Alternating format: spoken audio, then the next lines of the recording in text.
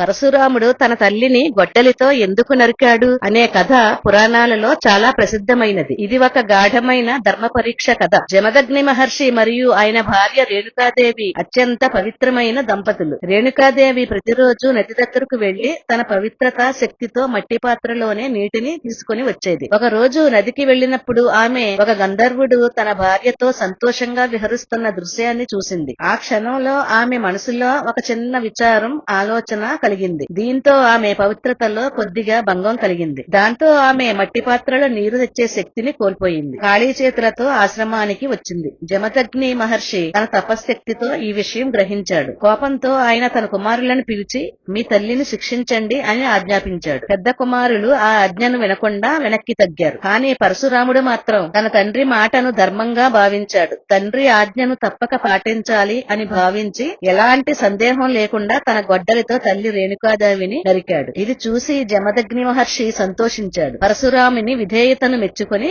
ఏమైనా వరం కోరుకో అంటాడు. వెంటనే పరశురాముడు నా తల్లి తిరిగి బ్రతకాలి, అన్నదమ్ములు కూడా పునర్జీవం పొందాలి, వాళ్లకు ఈ సంఘటన గుర్తు రాకూడదు అని కోరాడు. మహర్షి తన తపస్సు శక్తితో వారిని తిరిగి బ్రతికించాడు. అందరూ మామూలుగా జీవించసాగారు. ఈ కథ మనకు ఒక ముఖ్యమైన సందేశం ఇస్తుంది. గురువు లేదా తండ్రి మాటను గౌరవించడం గొప్పది, కానీ అదే సమయంలో ధర్మం, కరుణ కూడా సమతుల్యంగా ఉండాలి అని ఈ కథలోని లోతైన అర్థం. ఇది పరశురాముని కఠినమైన విధేయతను, అలాగే అతని హృదయంలో ఉన్న కరుణను చూపించే గాథ. ఇలాంటి వీడియోల కోసం మా ఛానల్ ను సబ్స్క్రైబ్ చేయండి, లైక్ చేయండి, షేర్ చేయండి.